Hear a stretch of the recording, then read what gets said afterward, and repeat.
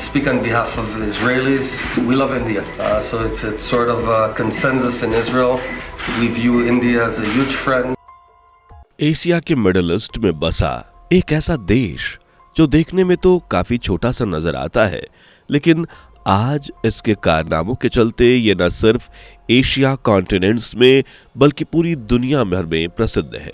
एक ऐसा देश जो न सिर्फ ताकत के मामले में कई दूसरे देशों से आगे है, बल्कि यहाँ की टेक्नोलॉजी भी देख सभी लोगों के होश उड़ जाते हैं। अगर आप नहीं समझे तो आपको बता दें कि हम बात कर रहे हैं साल 1948 में बसे यहूदियों के देश इजराइल की, जो चारों ओर से अपने दुश्मन मुस्लिम देशों से घिरा हुआ है। आपको बता दी कि आज दुनिया भर में करीबन 1.5 करोड़ से ज्यादा यहूदी मौजूद हैं, जिनमें से मात्र 76 लाख ही आज इजराइल में रहते हैं। बाकी सभी अलग अलग देशों में फैले हुए हैं। आज इजराइल की गिनती दुनिया के सबसे शक्तिशाली देशों में की जाती है, जहां की सेना न सिर्फ अपने देश को बचाना जानती है, बल्कि दूसरे देश की सेना को निपटाना भी बखूबी जानती है। टेक्नोलॉजी और अच्छे लाइफस्टाइल के मामले में भी आज इजराइल कई देशों से आगे है। माना जाता है कि इजराइल के लोग अपने देश और अपने धर्म से काफी प्यार करते हैं और इसके प्रति ईमानदार रहते हैं, और जरूरत पड़ने पर इनके लिए अपनी जान तक देने से पीछे नहीं हटते। आपको शायद ना पता हो, लेकिन इजराइल और भारत के बीच काफी गहरी दोस्ती है और ये दोस्ती काफी पुरानी भी है। इनकी अच्छी दोस्ती का कारण आज इन देशों की संस्कृति को भी माना जाता है, क्योंकि भारत और इजराइल दोनों की संस्कृति एक दूसरे से काफी मिलती जुलती है। सिर्फ संस्कृति ही नहीं, बल्कि यहूदी और सनातन धर्म के इतिहास में काफी समानताएं हैं। इसके अलावा कुछ इतिहासकार तो ये तक मानते हैं कि यहूदी धर्म का संबंध महाभारत काल और भगवान श्री कृष्ण से है, और प्राचीन समय में यहूदी कोई और नहीं बल्कि हिंदू ही थे। ये बात कितनी सच है और कितनी झूठ, क्यों ऐसा माना जाता है कि यहूदी धर्म और सनातन धर्म एक ही है?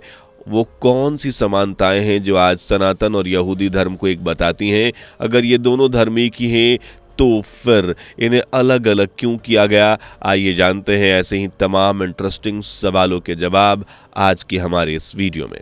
लेकिन वीडियो को शुरू करने से पहले अगर आपने अभी तक हमारे वीडियो को लाइक और चैनल को सब्सक्राइब नहीं किया तो जल्दी से कर दीजिए।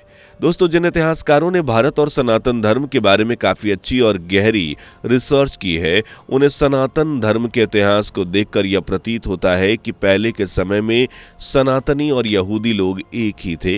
दरअसल कहानी कुछ इस प्रकार है कि महाभारत युद्ध खत्म होने के बाद गांधारी भगवान श्री कृष्ण से बहुत नाराज थी, क्योंकि उनका ऐसा मानना था कि उनके पुत्रों की मृत्यु के जिम्मेदार कोई और नहीं बल्कि भगवान श्री कृष्ण ही है।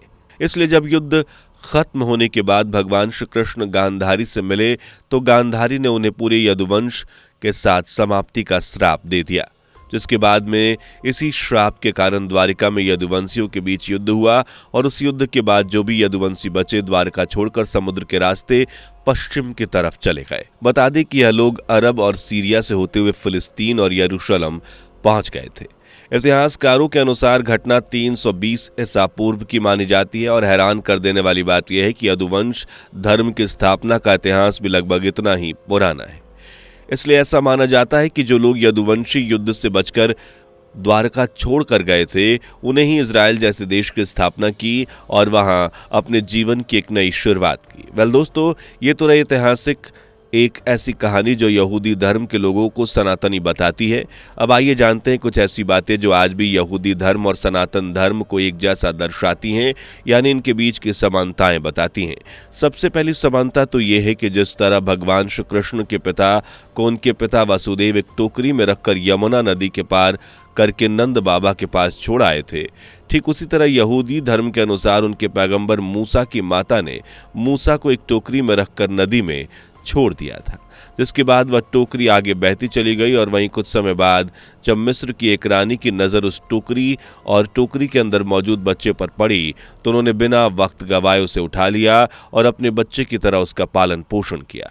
दूसरी मान्यता यह है दोस्तों कि जिस तरह भगवान कृष्ण के जन्म से पहले कंस के लिए आकाशवाणी हुई थी कि उसकी बहन देवकी की 8वीं संतान ही कंस का वध करेगी, इसी तरह यहूदी धर्म में भी उनके पैगंबर मूसा के जन्म से पहले मिस्र के राजा के लिए भविष्यवाणी की गई थी कि उसका अंत यानी उसकी मृत्यु उसके ही राज्य में जन्मे एक व्यक्ति द्वारा होगी जो कि जन्म भी ले चुका है। अगली समानता है कि जिस तरह आकाशवाणी सुनने के बाद कंस ने अपने पूरे राज्य के सभी बच्चों को मारने का आदेश दिया था, ठीक उसी तरह ऐसा माना जाता है कि मिस्र के राजा ने भी अपने राज्य में 1 साल से कम उम्र के सभी बच्चों को मारने का आदेश दे दिया। अगली समानता है दोस्तों श्री कृष्ण और उनके भाई के। दरअसल जिस तरह अपने सनातन धर्म में श्री कृष्ण और बलराम 2 भाई थे, लेकिन इन दोनों में भगवान श्री कृष्ण की प्रसिद्धि अधिक है, वहीं बलराम की कम। ठीक उसी तरह यहूदी धर्म में भी मूसा 2 भाई थे, मूसा और हारून, लेकिन इनसे से सबसे ज्यादा प्रसिद्धि मूसा को हासिल हुई, जबकि हारून को कुछ खास पॉपुलैरिटी हासिल नहीं हुई। अगली समानता यह है कि जिस तरह भगवान श्री कृष्ण के मुख से जीने की कला सिखाने वाली पुस्तक भगवत गीता के श्लोक निकले थे जिन्हें आज हर हिंदू मानता है, ठीक उसी तरह मूसा के मुख से भी यहूदी धर्म के नियम निकले जिन पर आज यहूदी धर्म चल रहा है और जिन्हें सभी यहूदी लोग मानते हैं। अगली समानता यह है कि जिस तरह श्री कृष्ण के आखिरी दिनों में उनके खुद के अनुयायियों ने यानी यदुवंशियों ने उनकी बातों को सुनना बंद कर दिया था, उनकी बातों को महत्व देना बंद कर दिया था, ठीक उसी तरह मूसा के अनुयायी भी आखिरी समय में उनकी बातों की अवहेलना करने लगे थे, यानी उनकी बातों को नजरअंदाज करने लगे थे। और जिस तरह श्री कृष्ण की बात न मानने के कारण यदुवंशियों में आपस में युद्ध हो गया, ठीक उसी तरह मूसा के अनुयायियों में आपस में लड़कर वो बिखर गए। कहा जाता है कि पैगंबर मूसा जिस यहूदी संप्रदाय से आते हैं वह यहूदी नाम यदु शब्द से निकला है, जिसकी जड़ें कहीं ना कहीं श्री कृष्ण से जुड़ी हुई हैं। इतिहासकार की माने तो द्वारिका में जल में डूबने का और यहूदियों के कालखंड का समय एक ही है, और कहा जाता है कि आज के यहूदी प्राचीन समय के यादव हैं जो भारत के जेरूसलम की धरती से पहुंच गए थे और फिर उन्होंने अपना एक नया राज्य बनाया। आपको बता दें कि आज इजराइल में 1 नहीं 2 नहीं बल्कि तमाम हिंदू मंदिर हैं जिनमें न सिर्फ हिंदू धर्म धाम से पूजा करते हैं बल्कि खुशी के साथ उत्सव भी मनाते हैं, खासकर जन्माष्टमी। जी हाँ दोस्तों, यहाँ पर जन्माष्टमी और जगन्नाथ यात्रा जैसे त्योहारों का आयोजन हर साल किया जाता है जिनमें बड़ी संख्या में लोग खुशी के साथ शामिल होते हैं। एक रिपोर्ट के अनुसार ऐसा माना जाता है कि इजराइल में आज जितने लोग रह रहे हैं उनमें से ज़्यादातर लोग हिंदू धर्म से काफ़ी प्रभावित हैं और उन्हें सनातन धर्म काफ़ी पसंद आता है, जिसके पीछे की वजह हिंदू और यहूदियों के ऐतिहासिक विरासत का समान होना हो सकता है।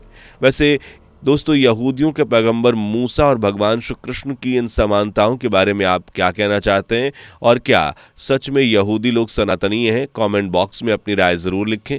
वीडियो पसंद आई हो तो वीडियो को लाइक करके चैनल को सब्सक्राइब करें। साइड में आ रहे बेल आइकन को भी ऑल पर सेलेक्ट कर लें ताकि आने वाली वीडियोज आपसे मिस ना हो। अगली वीडियो के लिए इंतजार करें, तब तक के लिए बाय बाय। दोस्तों, आपकी स्क्रीन पर 2 और वीडियो दिख रही हैं, जिसे देखने के लिए आप स्क्रीन पर क्लिक करें।